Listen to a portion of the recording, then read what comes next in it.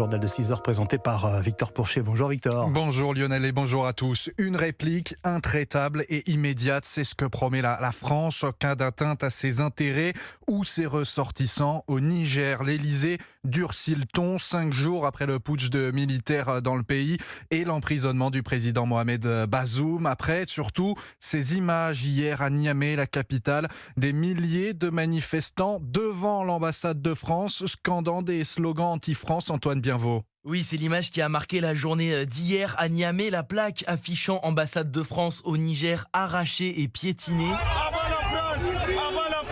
À la place, les manifestants ont installé des drapeaux nigériens, mais aussi russes. D'autres manifestants ont même tenté de pénétrer dans le bâtiment. Malgré la situation très tendue, la ministre des Affaires étrangères Catherine Colonna affirmait après ces émeutes qu'aucune décision d'évacuation n'avait été prise pour les 600 ressortissants français.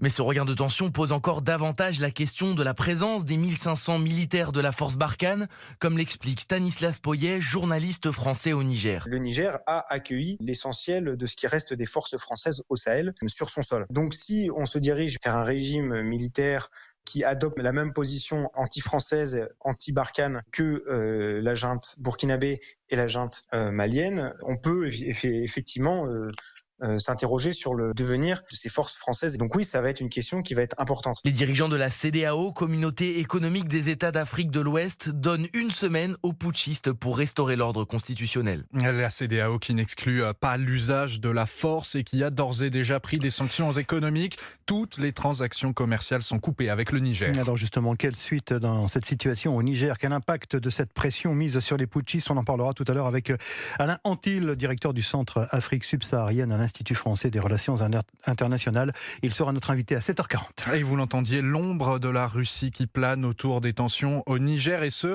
alors que le conflit avec l'Ukraine la touche désormais sur son territoire. 2 attaques de drones de Kiev ont visé la Crimée, mais aussi un quartier d'affaires de la capitale Moscou. Les dégâts n'ont été que matériels, selon le Kremlin. Des frappes dont s'est tout de même félicité le président ukrainien Volodymyr Zelensky. Aujourd'hui, c'est le 552e jour de ce que la Russie appelait une opération militaire spéciale qui ne devait durer qu'une semaine ou 2. L'Ukraine est de plus en plus forte et la guerre arrive maintenant en Russie, dans ses centres stratégiques et ses bases militaires. C'est un processus inévitable, naturel et absolument juste. Et Volodymyr Zelensky qui, dans la même allocution sur les réseaux sociaux, a dit se préparer à de possibles frappes russes sur des infrastructures énergétiques ukrainiennes stratégiques en vue de l'hiver. Europe 1, il est 6h03, la suite de votre journal. Victor Pourchet, Lionel Gougelot. En France, la fin des principaux régimes spéciaux est définitivement actée. L'une des mesures emblématiques de la réforme des retraites, ces décrets d'application ont été publiés hier au journal officiel. Ils font entrer en vigueur la suppression de ces régimes pour les salariés de la RATP ou encore des industries électriques et gazières. Pendant ce temps-là, Emmanuel Macron est bien arrivé, lui, dans la résidence présidentielle de Brégançon, dans le Var, le président en vacances, tout comme son gouvernement d'ailleurs. Alors bien sûr, il y a ses ministres encore au travail et sur le terrain. Elisabeth Borne à Pau hier pour l'arrivée du Tour de France Femmes. Bruno Le Maire à Pékin pour un sommet économique franco-chinois. Mais pour d'autres, c'est le début des congés, Maï-Hélène Trémollet, même si la consigne a été donnée de rester tout prêt et disponible. Oui, quelques règles ont été fixées par Matignon dans une circulaire au gouvernement. Les ministres doivent privilégier les destinations à 2 ou 3 heures maximum de Paris. Si possible dans l'espace Schengen, donner l'adresse de leur villégiature et bien sûr rester disponible à n'importe quel moment au cas où. Comme l'année dernière, plusieurs ministres ont choisi de se rendre dans le sud-ouest. C'est le cas de Bruno Le Maire ou Clément Beaune. Gérald Darmanin sera quant à lui dans les Bouches-du-Rhône. Parmi les nouveaux ministres nommés, plusieurs comptent aussi sur la période des congés pour organiser la rentrée, comme Thomas Cazenave, le successeur de Gabriel Attal au compte public, qui en profitera pour étudier ses nouveaux dossiers. De son côté, la nouvelle secrétaire d'État à la jeunesse, Prisca Thévenot, envisage même de ne pas partir en vacances. D'autres ministres pourraient être sollicités pendant leur congé, comme Catherine Colonna au Quai d'Orsay, dont les vacances pourraient être perturbées par la récente crise au Niger, ou encore Christophe Béchu, qui restera en alerte tout l'été en cas de feu de forêt ou de problèmes liés au climat. Le ministre de la Transition écologique est attendu dans la journée dans l'Hérault pour une visite dans une région particulièrement touchée par la sécheresse. casse. Et en parlant de ces risques d'incendie dans le sud-est, le Var n'est plus en alerte rouge comme c'était le cas hier. Il reste malgré tout en vigilance orange, soit en état de risque élevé, tout comme 3 autres départements, les Bouches-du-Rhône, le Vaucluse et le Gard. Mise en examen et détention provisoire pour l'automobiliste qui a provoqué un accident mortel impliquant un bus dans les Yvelines. C'était vendredi, ce bus contraint de s'échouer dans un fossé pour éviter une voiture roulant en sens inverse. Le conducteur est poursuivi pour homicide et blessures involontaires. Il était fortement alcoolisé au moment des faits et a dit aux enquêteurs ne pas avoir dormi la nuit précédente. 2 personnes sont mortes et 5 ont été grièvement blessées dans ce drame. Et puis une fillette de 3 ans et un homme sont toujours entre la vie et la mort après un accident dans un parc d'attractions hier après-midi. Ils ont été piégés dans une structure gonflable emportée par le vent à Saint-Maximin dans le Var. Une rafale qui a traîné sur 50 mètres cette installation longue de 20 mètres. 6h06 sur Europe 1, la suite de votre journal. Victor Pourchet, Lionel Gougelot. On en vient avec cette polémique autour de l'installation d'un centre d'hébergement dans le 11e arrondissement de Paris, Victor. Un refuge d'urgence pour les femmes à la rue que la mairie souhaite implanter en plein cœur du quartier de Ménilmontant. Une structure temporaire sur un terrain d'éducation physique. Oui, mais voilà, les riverains n'en veulent pas sur l'un de ces rares espaces verts du secteur. Le reportage de Thibaut Hu pour Europe 1. Entre des bosquets et des arbres, jardinage, bricolage et parties de football, Audrey se promène ici tous les jours avec sa fille, un lieu de respiration pour cette riveraine qui ne souhaite pas le voir disparaître. C'est très bien de faire des centres d'hébergement pour femmes, mais il y a très peu d'espaces verts dans Paris. Donc s'ils l'enlèvent, on sera très embêtés avec les enfants. Jean-Christophe Martin, élu Les Républicains et conseiller à la mairie de l'arrondissement, partage le même avis. Il milite pour la rénovation des espaces sanitaires et de cuisine à la libre disposition des usagers du terrain, mais pas pour sa modification. Chaque mètre carré a son utilité. Que la mairie nous propose de construire un bureau de poste, un poste de police, notre réponse sera exactement la même. On ne construit pas sur cet espace. La ville de Paris et la mairie du 11 ont quantité d'espace pour faire des centres d'hébergement et bien sûr que là, on sera avec eux pour les soutenir. Mais malgré la gronde, la municipalité compte bien mener à bien son projet. Yann Brossat, adjoint à la mairie de Paris en charge du logement et de l'hébergement d'urgence. Si vous voulez qu'il y ait moins de gens dehors, il faut qu'il y ait plus de places d'hébergement. C'est aussi simple que ça. On est sur une parcelle qui sera pérennisée comme un jardin public et dans le même temps, vous avez la possibilité de créer ces 30 places d'hébergement. Et Yann Brossat espère que le centre sera déployé pour une durée provisoire d'ici 1 an.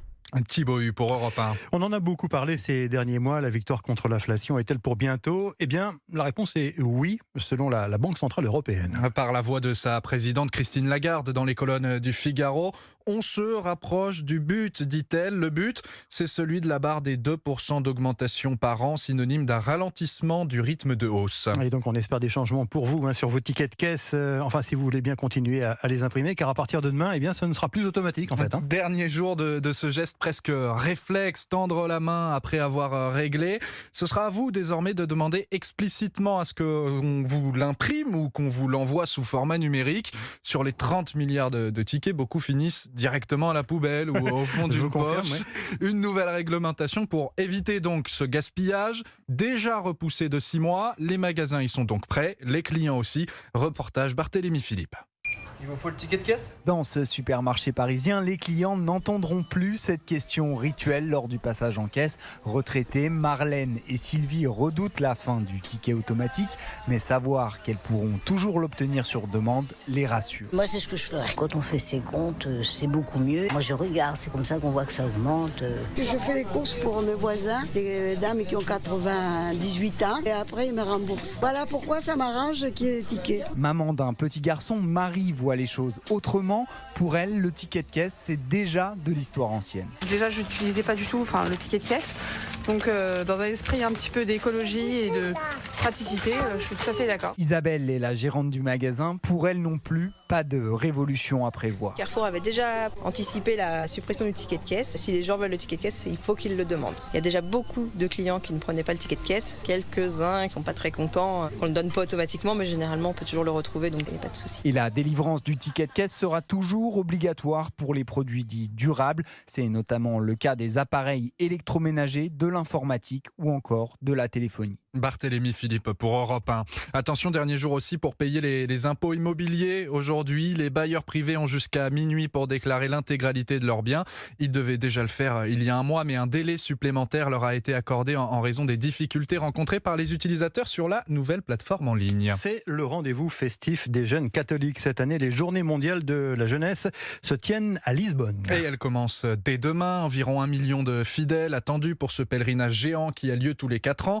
Édition particulière cette année puisque ce sont les premières JMJ depuis le Covid et en Europe. 40 000 Français doivent faire le déplacement pour apercevoir le pape, mais surtout pour s'amuser, se rencontrer. C'est ce qu'espère en tout cas un grand habitué de l'événement, Nicolas Guillou, prêtre à Rennes, déjà en place du côté de la capitale portugaise.